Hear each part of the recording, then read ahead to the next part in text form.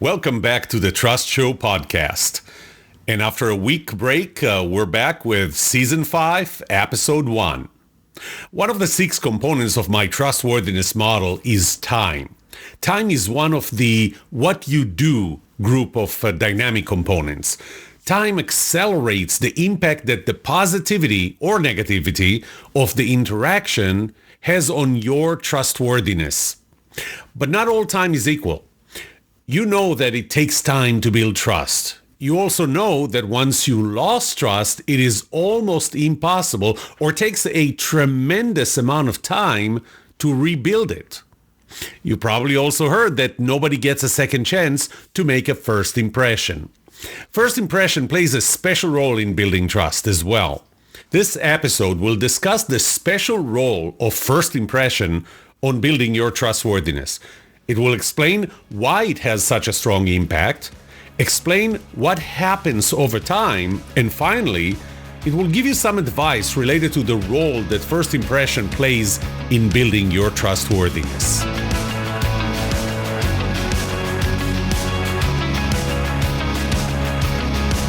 Welcome to the Trust Show. I'm Yoram Solomon, your host, the author of the Book of Trust, and facilitator of the Trust Habits Workshop. My mission is simple. I want to help you form habits that build your trustworthiness, because the answer to this question will have the biggest impact on your personal and professional success or failure. Can I trust you?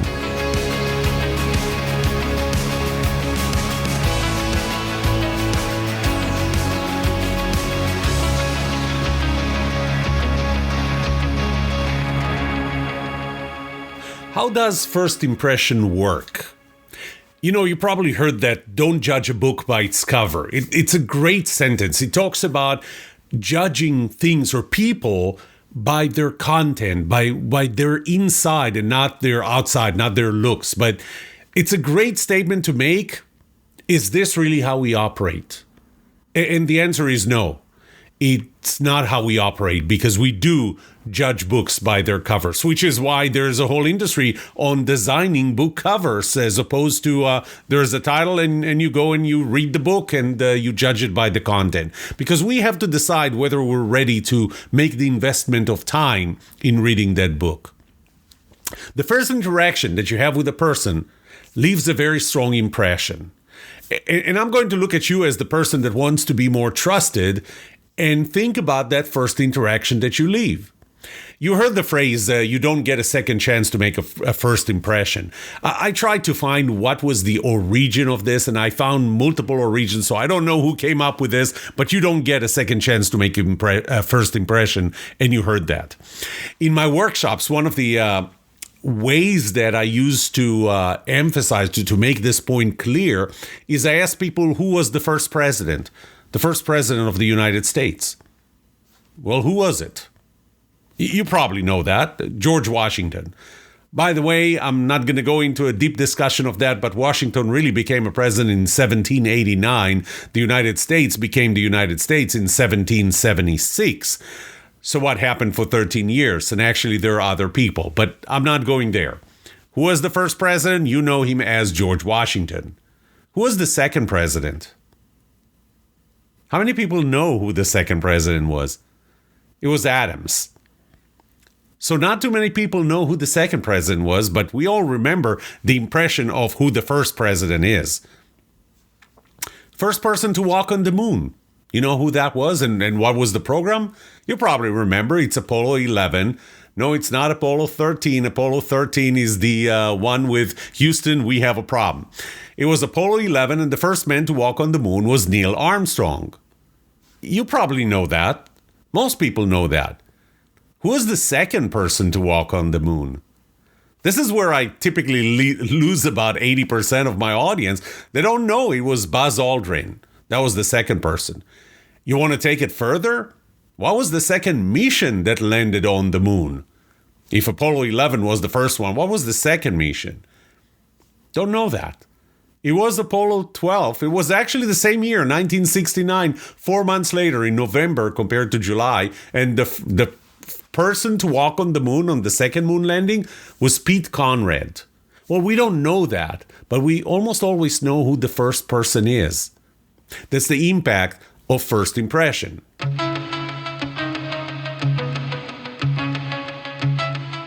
There was something else that made me think about the impact of first impression in terms of trustworthiness. I once wanted to renovate my pool, the pool at my house. And I invited several companies to come in, take a look, take measurements, and give me proposals. One of them showed up in my front yard, at my front door, driving a Maserati. Now, what would you think of a person who is doing pool renovation that shows up in Maserati? I know what I feel, but what do you think? Would you think any differently about that person if they showed up in a Ford F-150, a reasonable, 5-6-year-old Ford F-150, obviously a work car, a truck? What would you feel about them? What would you think about them if they show up in an old, beat-up Toyota Corolla? See, you're making your opinion, you're creating your opinion of a person, and whether you trust them to do the job or not, and maybe you relate that to their competence, maybe you relate that to their personality compatibility. Maybe you look at the person driving the Ford F-150 as someone who's competent, they have the right car, it's a truck, the right truck for the job. Maybe you look at the person driving the old beat-up Toyota Corolla as someone who's probably not very successful because they're apparently not making enough money to buy a truck or a good car that they need for the job, and so they're driving that old, 20-year-old beat-up Corolla. And when you look at the person driving the Maserati, maybe you're thinking, you know what? Maybe this is a guy that's making too much money. Maybe not very honest. I don't know. But you are creating that first impression. And that first impression, by the way, has really absolutely nothing to do with their ability to do the job, with their trustworthiness in the context of that job.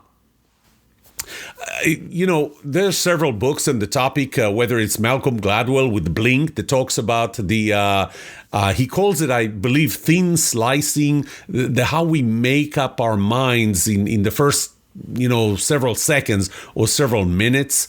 Daniel Kahneman, a Nobel Prize winner in 2002, in his book, Thinking Fast and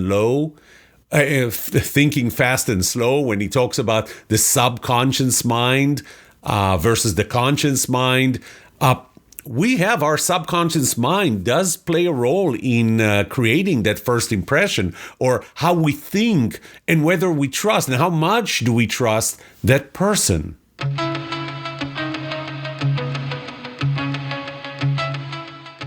Why does first impression have such a strong impact? We hate uncertainty. We hate not knowing.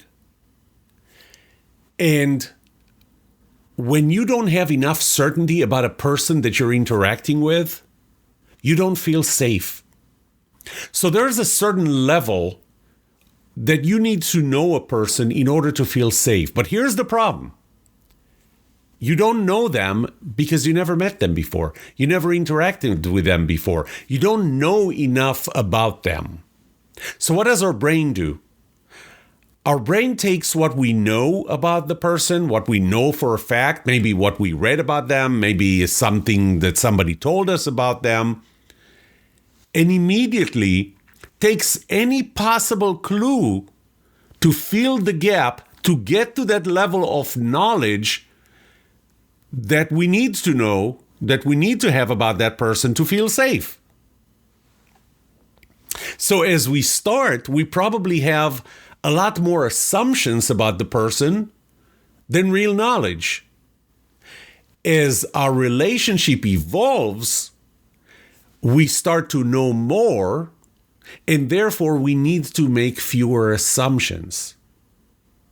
But those assumptions are made based on those clues that we have, those first impressions, things that we see in first impression. This could be the car that they drive. This could be the type of glasses that they wear, the type of clothes that they wear, the type of pen that they have, the type of phone that they have. If the phone has a broken screen that maybe they don't have enough money to replace that. We take all those little clues. Our mind, our brain consumes them as fast as possible and creates assumptions, just so that we get to a certain level of knowledge, most of it based on assumptions, that we need in order to feel safe. Because underneath that, we will feel danger. One other thing to worry about is that those assumptions are also fed by confirmation bias. We fill that gap by what we want to see, what we want to know about this person, whether it's true or not.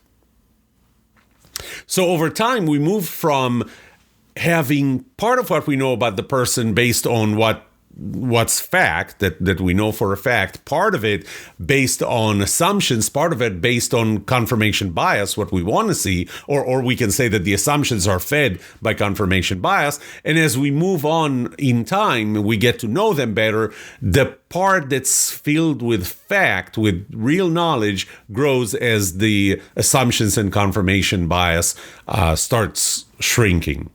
We move from looks to substance.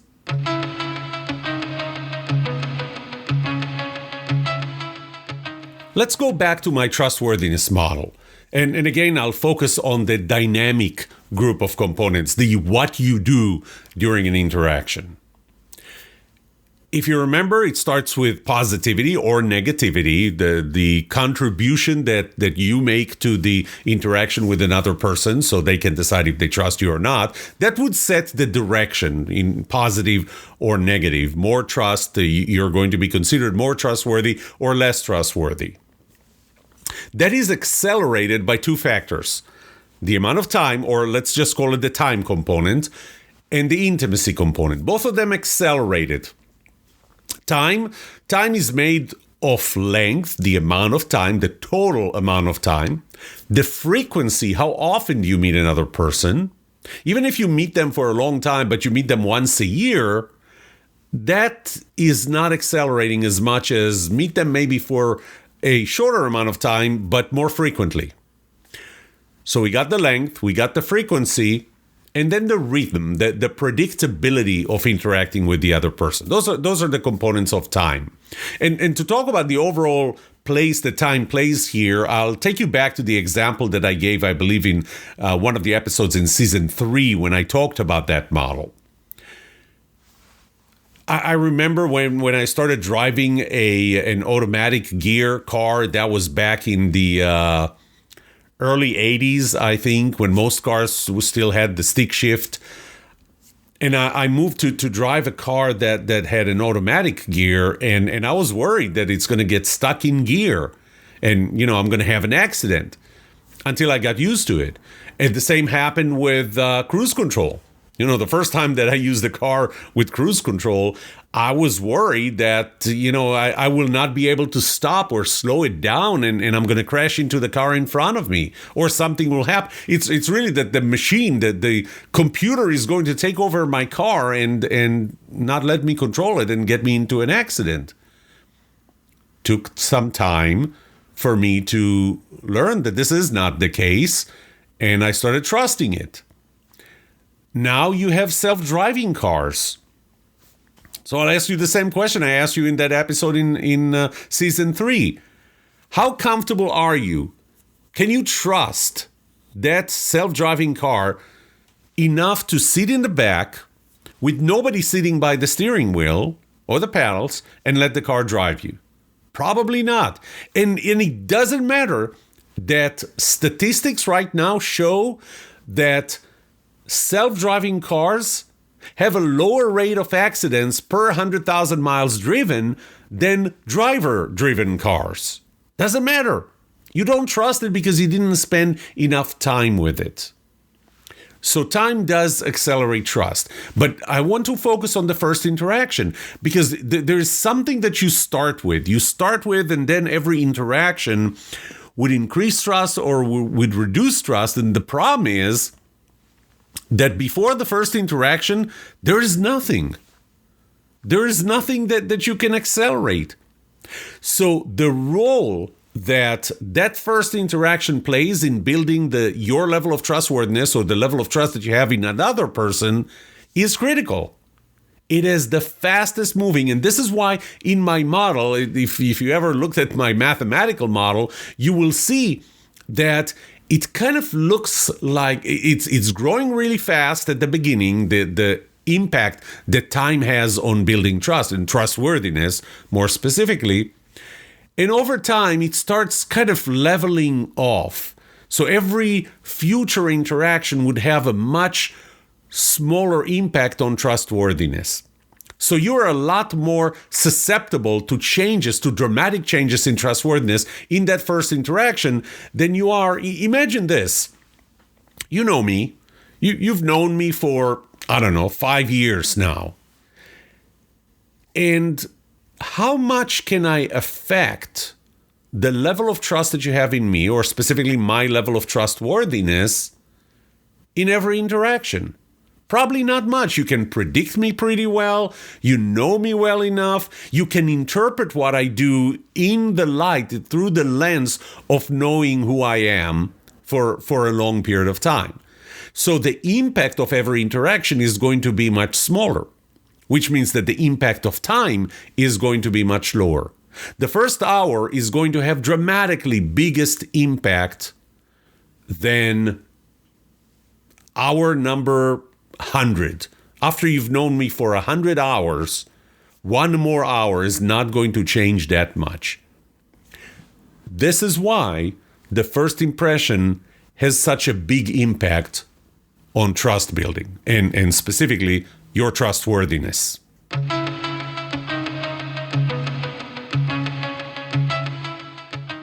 So what happens over time? As I said before, we start with basing our trust in a very small part in what we really know for a fact, and a big part of it in what we assume, and that's fed or affected by our confirmation bias, what we want to think, what we want to know about the other person. But over time, we know enough. So more of what we know is based on fact and is more solid and is therefore harder to change. So we know enough after spending enough time with a person, and this is for better or worse. I mean, this could be we know enough to trust that person. At the same time, I can say we know enough to distrust that person. This is also why it's so much harder to rebuild trust than to start by building trust from scratch. When you start from scratch, consider it an opportunity. And I'll talk about that in the next segment. But consider it an opportunity. You have the possibility to make a big impact on whether you will be trusted or not. But over time, if you dug yourself into a hole, and by a hole I mean not being trustworthy or being distrusted by other people, it's going to be really hard for you to make changes that will affect that in a positive way. I mean, even if you tried really hard, one problem you have, or one thing you need to consider, is that it's not going to come across as credible, your effort. I mean, all of a sudden you changed? What happened? Is this change going to last? And our whole process, our whole coaching process, or the 7-step process that will help you be more trustworthy, is focused on how you dig yourself out of that hole. How do you become more trusted, even though somebody else may have known you for a long period of time? One more component here that happens over time. When I talked about, and this was the 7th law of trust, that trust is dynamic. Trust is dynamic, and when I talked about that, I said that trust changes very quickly during an interaction, but it changes actually, it declines between interactions.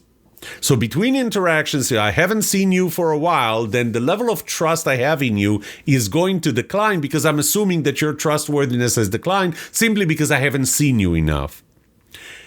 Over time, even that decline is going to be smaller. And the reason is because I do get to know you a lot better, and I have spent more time with you, much more. So that's what happens over time. But what happens after the first impression? Keep in mind, after the first impression, after the first meeting you had with a person, you met with them for an hour. If you're not going to meet them for the next 2-3 weeks, that decline is going to be much faster. Just like the first impression itself during the interaction.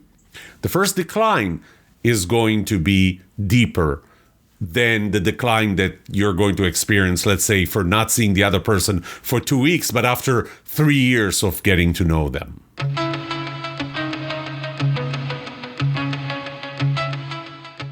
Well, it's time for the SWWC, or the So What, Who Cares? This is the time when I'm going to give you advice based on what I described. So first of all, remember that your trustworthiness is going to start being based on assumptions, based on little clues that you can or cannot control. Well, we can change that, or you can change that. You can change that by changing what they know about you.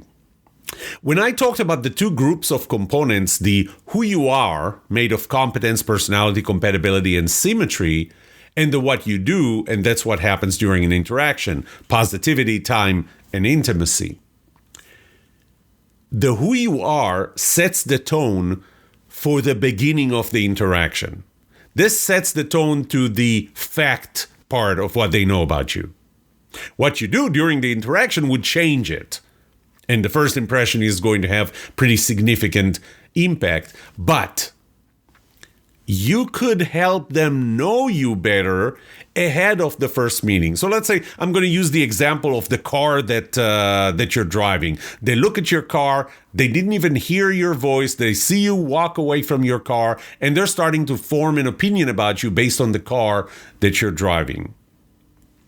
That opinion might have something to do with how much money do you make? What if they actually knew? What if they actually knew how much money you make? You driving that car would have very little impact on their opinion of how much money you make if they already knew that. Well, obviously, that's not necessarily the type of information you want to share, or I don't think so. But start thinking about how much can you share, whether directly or through a third person, because remember, the fifth law of trust is transferable. Let the person who you want to be trusted by know more about you before they meet you for the first time. Make them base their initial assessment, that first impression, more on fact and less on assumptions. Then the first impression is going to be more realistic than not, less impacted by their confirmation bias. That's one thing. The second is, do your homework before. If you're the person that needs to trust somebody else, if you're about to hire someone, if you're about to partner with someone, and you need to know if you need to trust them, if you know that your assessment after the first interaction is going to be based more on assumptions that are influenced by your confirmation bias and less on fact, how about you do your homework before and try and get as much information about them as possible, for better or worse. But so that the first impression that they give you, instead of delegating this to your subconscious mind, how about you bring as much as you can to your conscious mind to make that decision? Increase the level of fact that you know about them and reduce how much assumptions you need to place just to get to that level of knowledge of the other person that would make you feel safe, that you know enough.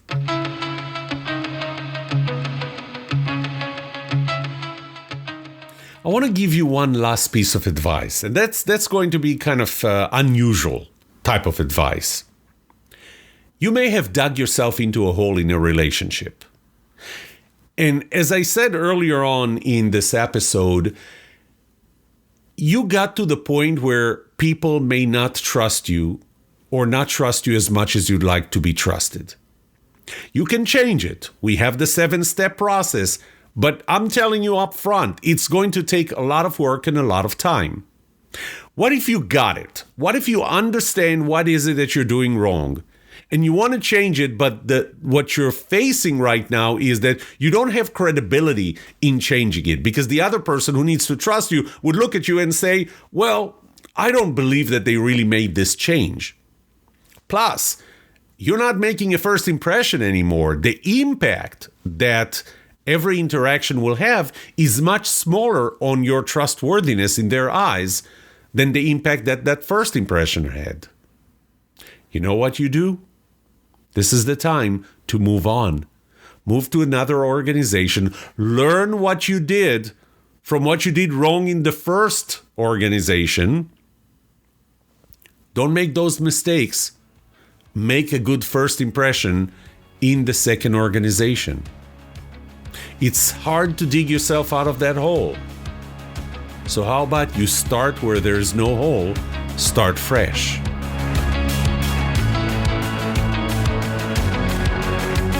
What would you like to know about trust and trustworthiness? Let me know and I'll answer it in a future episode. I would love to hear from you. Email me at yoram@thetrustshow.com. If you like this episode, subscribe to the show so you will automatically get notified when I release a new episode. Rate it, write a review for this podcast, because those ratings help not only you, but also others looking for podcasts just like this. If you're looking for more resources to learn about how to build trust, be trusted, or know who to trust, look up my workshops at yoramsolomon.com/workshops, online courses at trustedatwork.com, find my books on Amazon, or go to my website, yoramsolomon.com. And remember one thing, the answer to these two questions will have the biggest impact on your personal and professional success or failure. Can I trust you? And can you trust me? Thank you for listening or watching The Trust Show.